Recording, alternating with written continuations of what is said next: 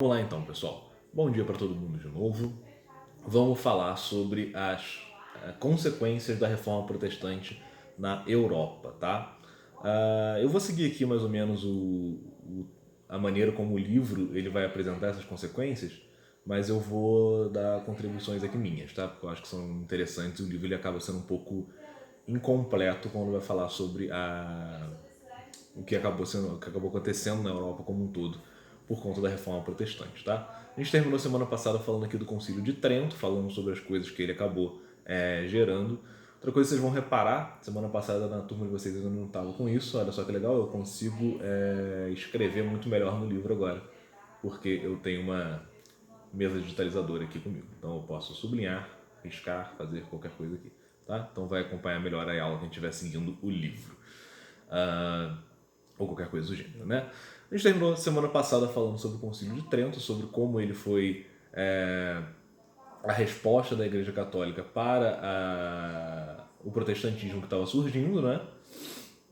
Falamos ali sobre as coisas que ele acabou gerando na própria dimensão ali da Igreja Católica, né? Como é que ele vai servir para reformular a maneira como ela age e principalmente como é que ele vai ser um incentivo ali à pregação e a conversão para a fé católica, tá? Uma das coisas que a gente chegou a comentar, mas que a gente não falou tanto, foi sobre os jesuítas, tá? Uma das ordens que o Concílio de Trento ele vai apoiar vai ser a ordem jesuíta. É interessante a gente falar dela um pouquinho, porque ela é uma ordem que vai ser de extrema importância, inclusive para o Brasil, tá? São os jesuítas que vão vir aqui no Brasil catequizar os índios, por exemplo. Cara, toda hora tem.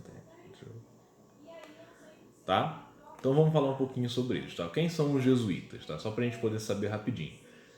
A ordem jesuíta foi uma ordem fundada por um cara chamado Inácio de Loyola. Deixa eu ver, ele tá aqui, ó, o nome dele, bonitinho. Inácio de Loyola. Em 1540, tá? Quem era Inácio de Loyola? Inácio de Loyola ele foi um baixo nobre, né? Um pequeno nobre ali, espanhol, que tinha na sua juventude o interesse de seguir carreira militar. Só que ele acabou sendo avariado ali em um conflito, né? Ele recebeu um tiro de canhão. Algumas fontes vão dizer que o tiro de canhão pegou na perna dele, outros vão dizer que os estilhaços da bala de canhão pegaram na perna dele, de um jeito ou de outro ele ficou com a perna imobilizada por um tempo, e isso acabou impossibilitando ele por um tempo de seguir carreira militar, tá? Como ele estava com a perna imobilizada, ele acabou, durante o período ali de reclusão dele, tendo contato com o evangelho, com a leitura da vida dos santos e outras coisas assim, se converteu e resolveu que ao invés de ser um soldado, ele seria um pregador, tá? E aí ele vai fundar, isso é um resumo, óbvio, né? Ele vai acabar fundando a Ordem dos Jesuítas, que era uma ordem que tinha como função levar o evangelho e a doutrina católica aos povos que ainda não fossem convertidos, tá? Ela vai ter um incentivo particular da igreja ali durante o período da Contra-Reforma, porque ela vai estar atrelada às grandes navegações, tá? E à descoberta do Novo Mundo. Os jesuítas eles vão ser importantíssimos na levada da doutrina católica para o Novo Mundo, tá? Sobretudo aqui para o Brasil. Além de Santo Inácio de Loyola, tem um outro ali que vai ser importante para a ordem jesuíta, que é Francisco Xavier, que é o cara que vai, por exemplo, ir até o Oriente para levar a doutrina católica, tá? Santo Inácio de Loyola ele vai ficar na Espanha, mas ele vai ser importante ali para o surgimento da ordem. No Brasil, a ordem jesuíta ela vai chegar e ela vai ser a responsável por catequizar os índios, tá? Não sei se pega aqui não. Por catequizar os índios. Nossa senhora, mas tá mal escrito isso aqui. Os índios. E além de catequizar eles, eles vão ser importantíssimos para que os índios não fossem escravizados, tá? São os jesuítas que vão fazer uma pressão muito grande aqui no Brasil contra a escravização dos índios, beleza? Bom, sabendo disso, vamos lá para quais foram as consequências da reforma, tá? Uma delas, obviamente, é a atuação dos próprios jesuítas, que vai ganhar grande força na Europa. Vão chegar momentos ali na história da Igreja Católica que os jesuítas eles vão ser a ordem que tem mais poder político dentro da Igreja, tá? O líder jesuíta, por um tempo, ele vai ser chamado inclusive de Papa Negro, porque vão dizer que ele disputa poder com o próprio Papa, de tão poderoso que ele acabou ficando dentro da instituição, tá? Papa Negro aqui é só uma referência às vestes do Papa, tá? Como se ele fosse um outro Papa ali, tá? Bom, além disso, a Inquisição, tá? A Inquisição ela é um tema bastante complicado e bastante polêmico, tá? Porque ele é um tema que historicamente ele é muito afetivo para muita gente, né? Chega ali a afetar muitas paixões ali das pessoas. Primeira coisa que a gente tem que falar aqui, o livro de vocês ele começa falando da Inquisição como consequência da Contra-Reforma. A Inquisição não é necessariamente uma consequência da Contra-Reforma, tá? Ela começa de fato no século XIII, bem antes da Reforma Protestante. É ali que a instituição ela começa, instituída contra a heresia dos cátaros, tá? Na Europa. A gente pode falar sobre isso daqui depois se tiver tempo, mas é importante a gente saber disso, tá? A primeira coisa, ela não foi um órgão instituído pela Contra-Reforma, mas ela vai ter novo fôlego por causa da Contra-Reforma, tá? A gente vai ver isso certinho agora. O que era a Inquisição, tá? Antes de tudo, a gente tem que saber de algumas coisas, né? Quando a gente fala de Inquisição, a gente tem que tomar muito cuidado porque ela é um tema, como eu falei, bastante sensível, que tem muitas ali interpretações. Por muito tempo, a Inquisição Católica ela recebeu uma alcunha que hoje em dia é chamado de lenda negra, tá? O que era a lenda negra da Inquisição? Era um aumento considerável ali da violência e das mortes que ocorreram no período, tá? Muitos historiadores por muito tempo acabaram contribuindo para criar um período meio mítico, assim, que tudo que o Tribunal da Inquisição era praticamente um inferno na Terra, e se matava gente só por prazer, por um prazer meio sádico, assim, tá? Isso hoje em dia já se sabe que não é tão verdade assim. Porém, também, depois de um tempo, começou a surgir uma outra coisa que a gente chama de lenda branca da Inquisição, que é uma tentativa de apagar todos os crimes que a Inquisição cometeu, todos os crimes contra a humanidade que a Inquisição cometeu. Isso também é errado, tá? A Inquisição ela tem que ser entendida dentro do seu contexto histórico, tá? Qual é o contexto histórico dela? Aqui no século XIII é de feudalismo e aqui na Reforma Protestante é de uma transição entre o feudalismo e os estados absolutistas europeus, tá? O que é comum aqui nos sistemas jurídicos dessas duas épocas, tá? E aí eu ainda estou falando de sistema jurídico civil. São modelos de sistema jurídico extremamente violentos, tá? Ainda existe muito forte aqui na cultura europeia aquela coisa da lei de Talião, né? Vocês lembram da lei de Talião? Sim? Não? Não? Sim? Bom, acho que não, vou explicar. O que era a lei de Talião, né? Para quem não lembra. A lei de Talião era aquela lei que a gente aprendeu no sexto ano, que era a lei do olho por olho, dente por dente, ou seja, todo crime ele deveria ser compensado, entre aspas, né? Ele deveria ser pago com uma pena, em teoria, de igual valor, tá? Isso quer dizer o quê? Que se você matasse alguém, a sua pena proporcional seria a morte, tá? Se você roubasse alguém, se você fosse um ladrão, se você fosse pego roubando muitas coisas, cortavam a sua mão, tá? Era basicamente essa a ideia. Nesse momento aqui da história, esse tipo de pensamento ainda está muito em vigência, tá? Existem avanços aqui na Idade Média em relação à antiguidade sobre a lei de Talhão, mas, no geral, isso ainda está muito vigente, tá bom? Como é que vai acontecer aqui, então, no Tribunal da Inquisição? Primeira coisa que a gente tem que entender é que Inquisição não existe uma Inquisição, tá? Existiam várias Inquisições, seja dentro da Igreja Católica, seja fora dela. A gente vai ver isso certinho. Dentro da Inquisição Católica, existiu uma coisa que foi instalada pelo Papa chamada Tribunal do Santo Ofício. Calma aí, Santo Ofício. tá? Qual que era a ideia desse Tribunal de Santo Ofício aqui? Quando ele surge aqui com os cátaros, a intenção desse tribunal é fazer com que o julgamento de heresia seja feito por um tribunal qualificado e não pelo apelo popular igual era feito antes, tá? Antes do tribunal existir, as pessoas já julgavam heresias nas comunidades cristãs da Europa, só que aí quem julgava eram as pessoas, era a massa, tá?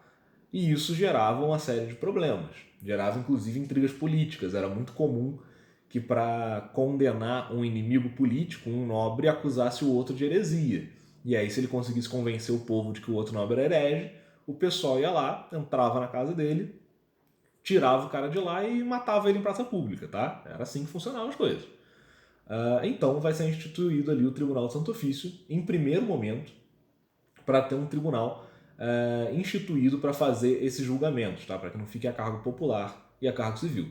Outra coisa que é importante é o seguinte: existia já certos julgamentos civis, tá? Existia poder civil nessa época. Os reis, os nobres, eles tinham o poder de julgar as pessoas, tá? Então, a Inquisição não funcionava como exatamente uma polícia ou um poder judiciário. Ela funcionava como um poder de jurisdição dentro do que concernia ali as atribuições da Igreja Católica, tá? Bom, isso daqui é o que foi instituído pelo Papa. O Tribunal de Santo Ofício ele era uma ideia para toda a Igreja da Europa, tá? Porém, esse tribunal ele existia conforme os países onde ele estava, tá? Então existia uma Inquisição na, sei lá, Espanha.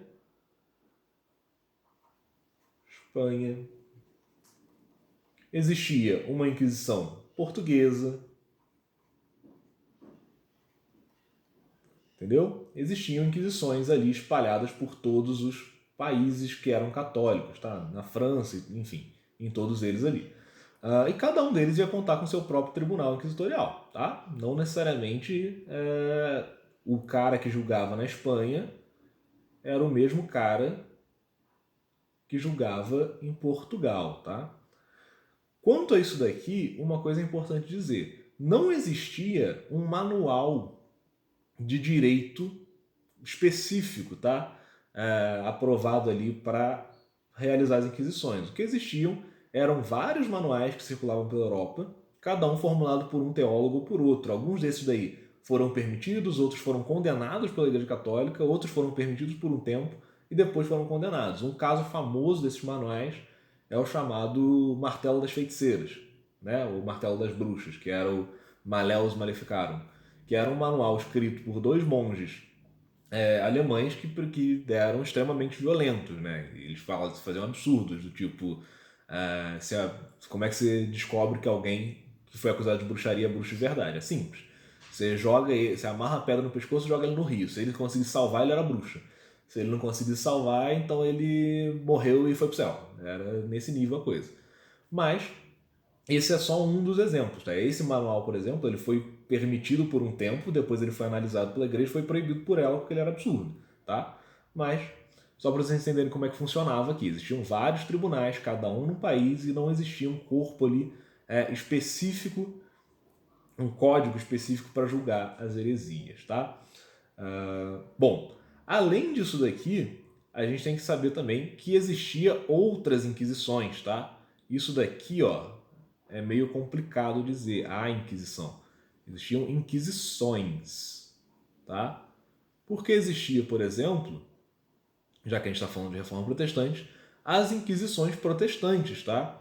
Que tinham ali também uma função de proteger a doutrina das igrejas protestantes, porém, elas tinham uma diferença muito clara com a Inquisição Católica, que era o fato de que as igrejas protestantes, em sua maioria, não tinham um corpo eclesiástico, né? Só a anglicana e a luterana, em certo sentido, tinham um corpo eclesiástico, mas eles não tinham uma estrutura formal, com bispos, com papa, com tudo, eles não tinham que obedecer ali. A anglicana sim, né? Mas as outras não tinham exatamente um líder máximo a obedecer.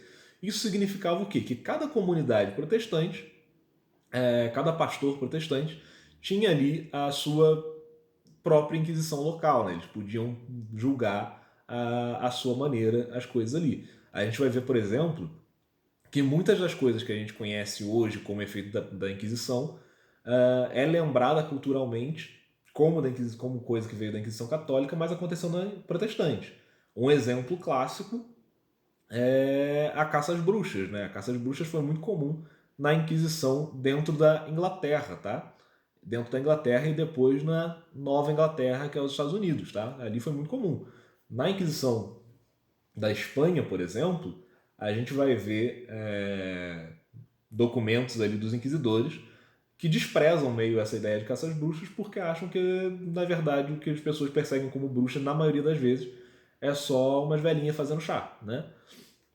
Então tem coisas ali que vão diversificar, tá? Isso daqui não é uma passada de pano, tá? Porque a Inquisição Católica e a Inquisição Protestante, elas foram extremamente violentas, elas mataram muita gente, elas faziam coisas que eram absurdas contra a dignidade das pessoas, né? Por exemplo, elas, para conseguir uma confissão de heresia, elas usavam tortura, e tortura aí das mais diversas, tá?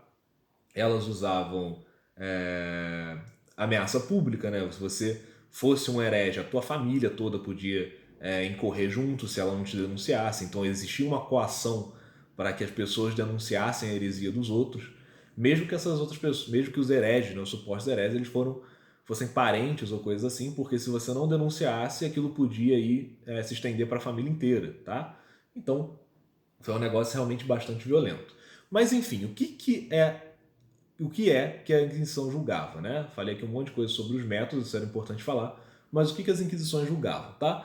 Elas julgavam heresias, tá? Pelo menos as católicas julgavam heresias. As protestantes, elas vão ter algumas diferenças ali, mas julgavam heresia. O que é uma heresia? Isso daqui é uma coisa importante para a gente saber, entender o que era o julgamento da Inquisição, tá? Heresia, dentro da doutrina católica, é o quê? É quando alguém concorda com certa parte da doutrina, mas discorda de outras, tá? E aí, sendo um católico, prega alguma coisa diferente da doutrina.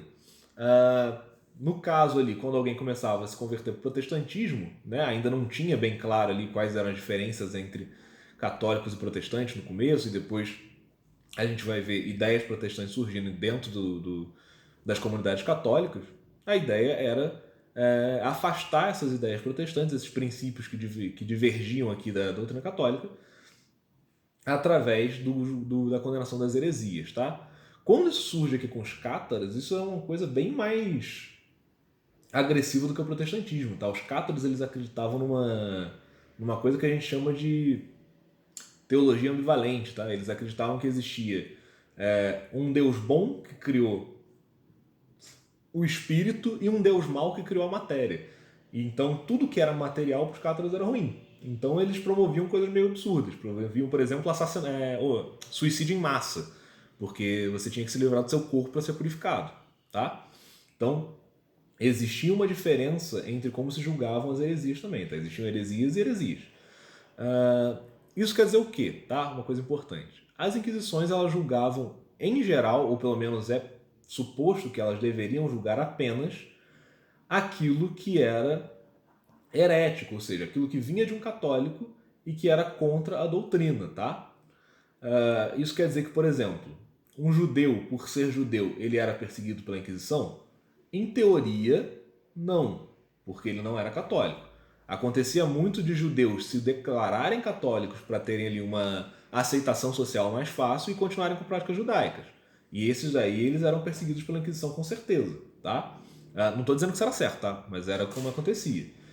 Agora, aconteceu na Inquisição de clérigos católicos, de padres ali, de tribunais, perseguirem pessoas que não eram católicas pelas suas práticas? Com certeza aconteceu. Mesmo que isso não fosse proposto, tá? Isso com certeza aconteceu. A Inquisição, então, ela vai se espalhar por toda a Europa. Ela já estava instalada na Europa desde o século XIII, né? Mas ela vai ganhar fôlego de novo com a Reforma Protestante e vai se espalhar, inclusive, nas suas colônias, tá? Aqui no Brasil a gente vai ter a atuação da Inquisição, por exemplo, tá? Por um tempo aqui. Vai ser muito famoso, inclusive, no caso, a perseguição dos judeus no Brasil, tá? Além disso, a Inquisição ela tinha a função de julgar também obras, tá? Isso daqui é uma coisa importante, o Index Librorum Prohibitorum. O que é ou era o Index Librorum Prohibitorum? Eram as obras consideradas heréticas ou perigosas para a doutrina, que a igreja julgava assim, e então ela proibia que os seus fiéis tivessem acesso. Essas obras elas podiam ser tanto de conteúdo teológico, como a gente vai ver que foram as do Lutero, as do Calvino, né? Eles foram considerados ali proibidas as obras deles para leitura do leigo católico, como podiam ser de origem de algum outro princípio, tá? Por exemplo, as obras de Maquiavel, que eram políticas, as de Copérnico, de Galileu e Newton, que eram obras tanto... Aí depende, né? Existiam obras desses caras aqui que eram tanto científicas, ciência, quanto teológicas, tá?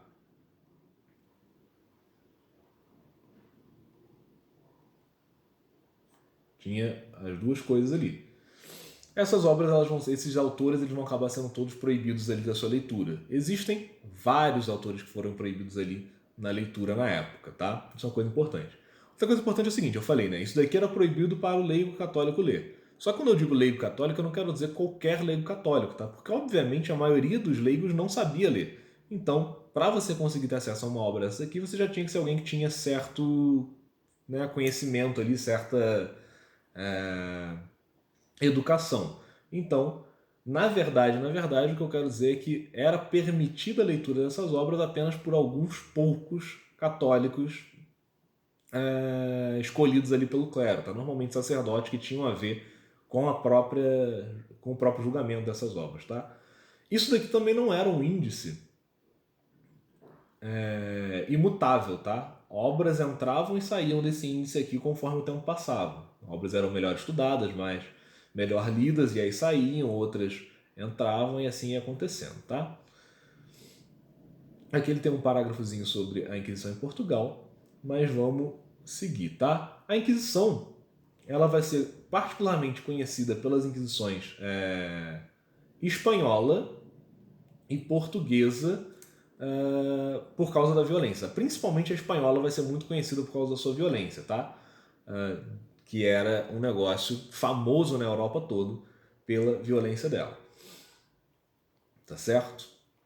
Bom, além da Inquisição, a Reforma e a Contra-Reforma vão ter influências políticas, tá? Porque, obviamente, quando você vai ter ali a divisão das nações protestantes e católicas, isso não vai afetar só o credo religioso de cada nação, mas vai afetar a maneira política como essas organizações, essas sociedades, elas se organizam, né? A gente tem que lembrar que a Europa medieval, o principal elemento dela, como a gente viu no começo do ano, era o cristianismo católico. Então agora que ele está quebrado, né, que existem vários cristianismos, isso vai afetar muito como a civilização ali europeia se comporta, tá bom? Uma das revoltas que a gente vai ter, que vai ser importante, vai ser isso aqui, o massacre de São Bartolomeu. Ele vai ser uma guerra, né, que vai ser travada dentro da França entre protestantes e católicos, tá? O chamado massacre de São Bartolomeu, ele vai ocorrer nessa data aqui, entre 23 e 24 de agosto de 1572, e ele vai ser o massacre dos protestantes, tá? Os protestantes vão ser massacrados aqui pelas forças católicas, tá bom?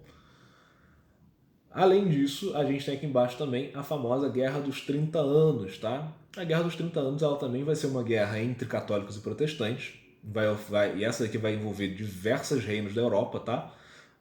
E vai ser também uma guerra de bastante violência, de bastante morte. Isso daqui é importante, galera, para a gente entender o seguinte. Dentro do contexto em que a sociedade ela é construída, né, principalmente pela sua religião, uma mudança religiosa do tamanho da Reforma Protestante ela vai ocorrer e vai fazer sérias mudanças políticas, ela vai fazer sérios problemas ali na própria construção da sociedade. Para a gente, hoje em dia, é meio difícil pensar em gente se matando por conta de religião, tá? Porque mesmo as pessoas muito religiosas hoje no Brasil, elas tendem a ser muito mais pacíficas do que isso, né? A gente não tem essa visão aqui de que pô, você vai matar alguém porque a pessoa discorda da tua religião, né? Só que isso daqui não é tão incomum, tá? Não é incomum na história e não é incomum nem nos dias de hoje, tá? Existem muitos lugares no mundo aí que a gente tem conflitos bélicos, que a gente tem grandes guerras acontecendo justamente por causa de ideias religiosas, né? Se a gente pensar hoje, por exemplo, no Oriente Médio, a gente vai ver várias situações parecidas. Mas não só nele, tá? Existem lugares, eu lembro que há um tempo atrás eu estava lendo uma matéria, eu não lembro qual que é o nome da ilha, de uma ilha na Ásia, lá no Oriente, que ela é uma ilha budista, de maioria budista, né? Onde os budistas de lá, eles caçam e matam muçulmanos. Que é uma doideira, né? A gente sempre pensa no budista, o cara tudo da paz, assim. Isso acontece, tá? Acontece também todo o conflito do Oriente Médio, o conflito Israel e Palestina, por exemplo, que é um conflito mais religioso do que um conflito político, por exemplo. E isso aconteceu durante toda a Reforma Protestante, tá? Os países eles foram sendo definidos como católicos ou protestantes à medida que guerras foram ocorrendo, tá bom? A gente vai ver que, por exemplo, que essa Guerra dos 30 Anos ela teve início com a demolição de duas igrejas luteranas na atual República Tcheca, né? Na Boêmia, que era um estado bastante católico. Ele vai começar a haver conflitos de protestantes tentando se livrar ali da opressão católica, que é uma coisa importante. Aqui também, na guerra, no massacre de São Bartolomeu, os huguenotes, né, que eram os protestantes franceses, eles estavam tentando ali conseguir liberdade religiosa em relação ao governo católico, mas isso também eu acho que é uma coisa que é interessante a gente falar para fazer justiça, porque o livro não fala, houveram o outro lado da moeda, né? A Inglaterra anglicana, por exemplo, ela não vai se estabelecer anglicana porque o rei falou e acabou, né? O rei ele vai lá, o Henrique VIII declara a separação da igreja anglicana da igreja católica, e a gente corre o risco de pensar que isso foi feito com muita, como é que eu posso dizer, com muita calma, né? Que foi um negócio muito tranquilo, assim. Não foi, tá? A gente tem que pensar que a Inglaterra ela era católica há séculos, tá? A Inglaterra, por exemplo, ela foi convertida ali para o catolicismo por São Gregório Magno, lá atrás no final da antiguidade ali, tá? Entre a antiguidade e o começo da Idade Média. Ou seja, ela já era católica há quase 1000 anos quando teve a Reforma Protestante. Quando o Henrique VIII ele declara ali a reforma e declara que a igreja agora é anglicana, isso não é aceito simplesmente porque ele declarou. Tem muita gente que vai contra isso. E a gente vai ter uma perseguição aos católicos forte na Inglaterra, que vai resultar em conflitos históricos memoráveis. Tá? A gente tem, por exemplo, até hoje, um conflito, não bélico, né, mas um conflito cultural entre ingleses e escoceses, na Escócia, que é movido principalmente por isso daqui, tá? Por essa rivalidade católica e protestante na Inglaterra, beleza? Então, enfim, quais vão ser as consequências, para a gente poder resumir, da reforma protestante na Europa? A gente vai ter uma reestruturação dos estados europeus, tá? Que antes eles eram baseados no catolicismo, e eles vão começar a ter ali uma diferença, né? Vão ter estados que vão ser baseados no poder católico, vão ter estados que vão ser baseados numa teologia protestante, e a gente vai ter uma série de conflitos que vão ali começar a mudar um pouco a geografia política da Europa por conta da divergência religiosa. Beleza? Dúvidas? Não? Certeza? Então, beleza, pessoal. Por hoje é isso. Essa aula vai estar indo ao ar agora na próxima aula. Eu já estou jogando ela para o YouTube. E assim que ela for, eu envio para vocês a matéria e os exercícios no plural, tá bom? Uma boa semana para todo mundo. Tchauzinho e até semana que vem. Tchau.